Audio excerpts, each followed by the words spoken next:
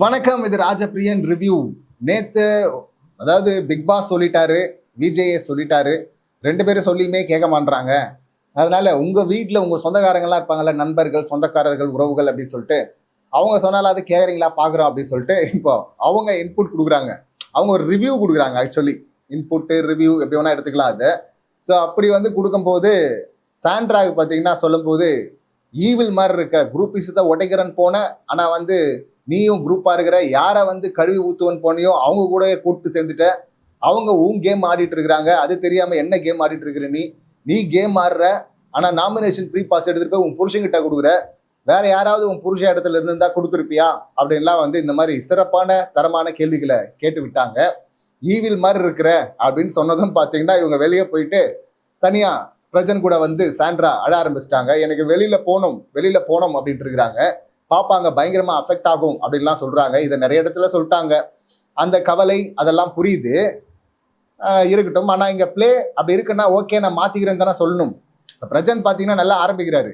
இங்கே இத்தனை நாளாக என்னெல்லாம் நடந்துச்சு அப்படின்னு சொல்லிட்டு ஒரு முறை ரீகலெக்ட் பண்ணி பாரு அப்படிங்கிறாரு. ரீகலெக்ட் பண்ணி பார்த்தா தெரிஞ்சிடும்.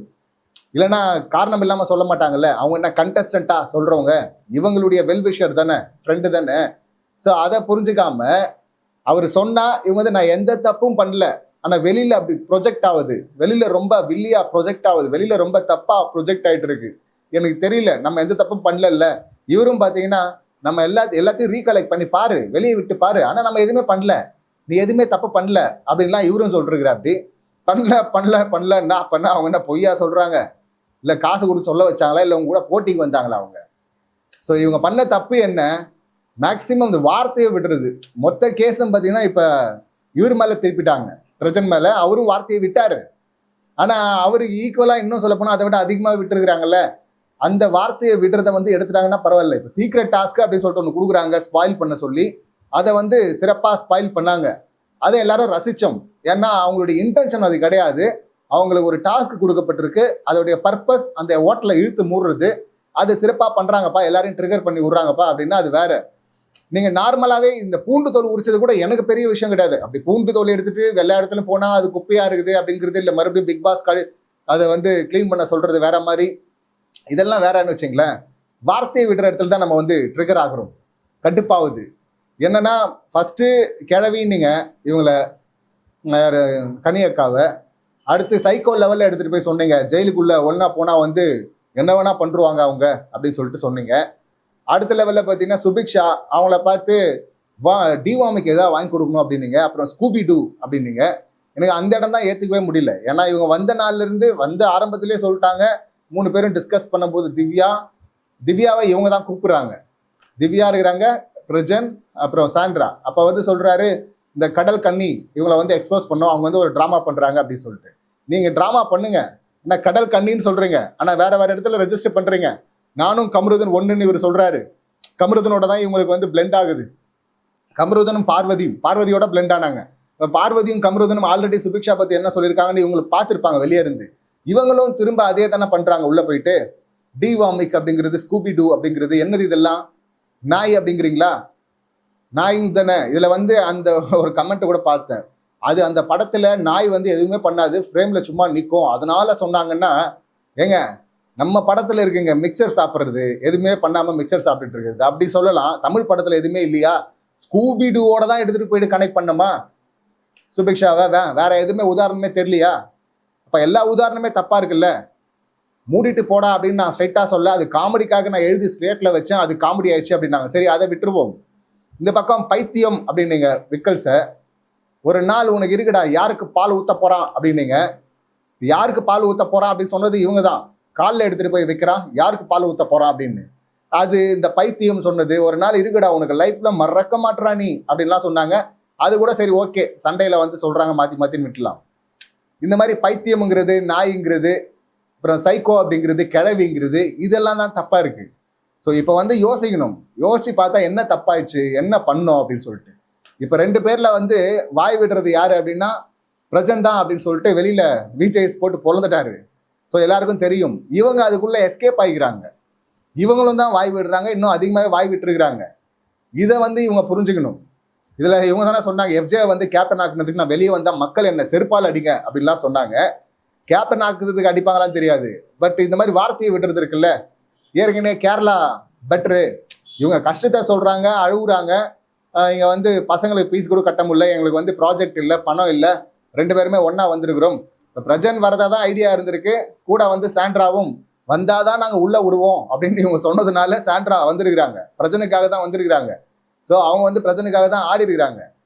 இப்போ ஆட வந்தவங்க இப்போ என் பேர் போச்சே அப்படின்னு சொல்லிட்டு ஃபீல் பண்ணிட்டு இருக்கிறாங்க. உங்க பேர் போச்சே அப்படின்னா நீங்க இன்னொருத்தருக்காக முட்டு கொடுத்தாங்கன்னா அப்படிதான் போகும் ஒண்ணு.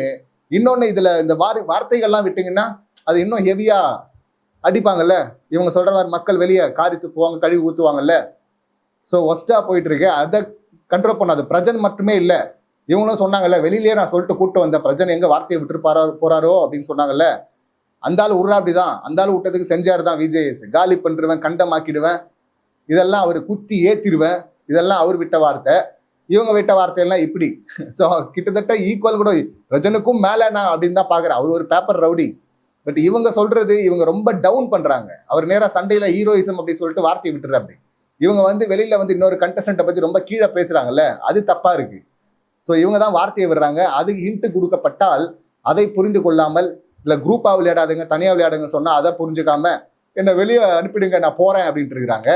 நம்ம போயிடணும், நம்ம போனோம் அப்படின்ட்டு இருக்கிறாங்க. வெளியே போனா ஓன்னு அழுதுட்டு ஒப்பாரி வச்சிருந்தாங்க, அப்புறம் மயக்கம் போட்டாங்க. அந்த பர்ஃபார்மன்ஸை கூட அப்பவும் அடிப்பாங்க. அந்த பர்ஃபார்மன்ஸை குறைச்சிக்கணும். எப்படி வந்து கியூட்னஸை குறைங்க அப்படின்னு சொல்லிட்டு ராணவ் வியனாக்கு சொன்னார்ல, அந்த மாதிரி இவங்க பர்ஃபார்மன்ஸை குறையணும், இந்த வார்த்தையை விடாமல் இருக்கணும். இந்த கண்ட்ரோல் இருந்தால் நல்ல கேமர் தான். ஆனால் அது கஷ்டம். இவ்வளோ தூரம் ஹிண்ட் வந்ததுக்கு அப்புறமா இப்படி அழுதுட்டு இருந்தா அப்புறம் பிக் பாஸ் கிட்ட போய் பேசு கன்ஃபெஷன் ரூம்ல அப்படின்லாம் அவர் சொல்லிட்டு இருந்தாரு. பிக் பாஸ் பேசி அதுக்கப்புறம் புரிஞ்சுக்கிட்டா பரவாயில்ல, அட்லீஸ்ட் கொஞ்சம் டோன் டவுன் பண்ணுங்க, அப்பதான் அந்த பக்கம் கேங்கு அவங்க பண்ற தப்பெல்லாம் எக்ஸ்போஸ் ஆகும் அப்படின்னு தான் நம்ம இங்க சொல்ல வேண்டியிருக்கு. இப்ப அழுதுட்டு இருக்காங்க. ஒரு சம்பவத்தையும் பண்ணிட்டு அழுதுட்டா எஸ்கேப் ஆயிட முடியாது. இது தொடர்ந்து பண்ணிட்டே இருந்தாங்கன்னா அதுவே ஒரு பெரிய டிராமா அப்படின்னு சொல்லிட்டு அதுக்கே போட்டு அடிப்பாங்க ஸ்பெஷலா மக்கள். திவ்யா கிட்டையும் சொன்னாங்க, கொஞ்சம் வந்து டோனை வந்து கொஞ்சம் கம்மி பண்ணிக்க, குறைச்சிக்க, குரூப் இசத்துல இருக்காத அப்படின்லாம் சொன்னாங்க. திவ்யாவும் பார்த்தீங்கன்னா இன்னொரு பக்கம் வந்து அவங்க சொல்லிட்டு இருக்காங்க, இதை போய் குரூப் இசம்ன்றா, நான் இதை எந்த வகையிலுமே நான் ஏற்றுக்க மாட்டேன், நான் இங்கே தனியாக இருந்தால் என்னை போட்டு அடிச்சிருவாங்களே அப்படின்றாங்க. ஐயோ அதாங்க கேம். இப்போ ஆரி வந்து பிரஜனுக்காக பேசுகிறாருங்க. ஆரி என்னவா இருந்தார் சீசன் 4ல்?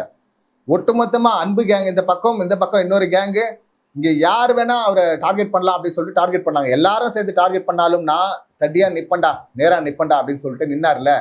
அந்த ஆரி வந்து பிரஜனுக்கு அட்வைஸ் பண்ணுறாரு, ஏய் உன் வீக்னஸோட உள்ளே போயிருக்கிறடா, வீக்னஸை வச்சு அடிப்பாங்கடா, நீ வந்து இதுவரை யாரும் இந்த மாதிரி ஜெயிச்சதில்லை கப்பலாக போயிட்டு, நீ ஜெயிச்சிட்டுனா அது சரித்திரம்டா, அது வரலாறுடா அப்படின்லாம் கூட அங்கே அட்வைஸ் பண்ணாரு. ஸோ அவருக்கு அது புரிஞ்சுதான் தெரியல.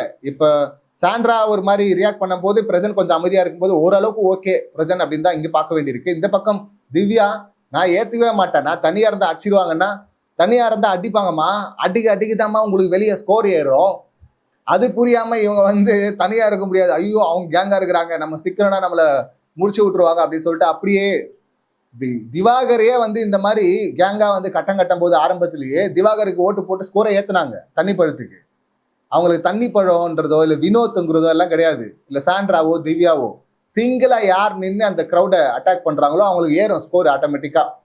ஸோ அதை இவங்க புரிஞ்சுக்கணும். ஆனால் புரிஞ்சுக்கிட்ட மாதிரி தெரியல. திவ்யா சாண்ட்ரா இவங்க தனியாக்கணும், ஈவன் சாண்ட்ரா பிரச்சனையே தனியாக இருக்கணும், பார்வதி தனியாக்கணும் அப்படின்னாங்க. பார்வதி தனியாயிட்டாங்க கிட்டத்தட்ட.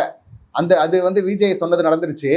இந்த பக்கம் திவ்யா சாண்ட்ரா பிரஜன் இவங்க 3 பேரை பிரிக்கிறது கஷ்டம் அப்படின்னு நினைக்கிறேன். இவ்வளோ பயந்தாலாம் கப்பு கொடுக்க மாட்டாங்க, பயப்படாம இறங்கணும், இறங்கினாதான் அந்த தில்லுக்கு தான் வந்து துட்டு. ஆனால் இவங்க பயந்துட்டு இருக்கிறாங்க, எப்போ புரிய போகுதுன்னு தெரில. வீட்டில் வந்து சொல்லியே வெளியேருந்து வந்து சொல்லியே கிடைக்கல, புரியல அப்படின்னா இப்போ எப்போ தான் புரியும் இது? இந்த சம்பவங்களை நீங்கள் எப்படி பார்க்குறீங்க? உங்கள் கருத்துக்கள் என்ன அப்படிங்கிறது கமெண்ட் பண்ணுங்க. மீண்டும் அடுத்த வீடியோவில் சந்திக்கலாம். நன்றி, வணக்கம்.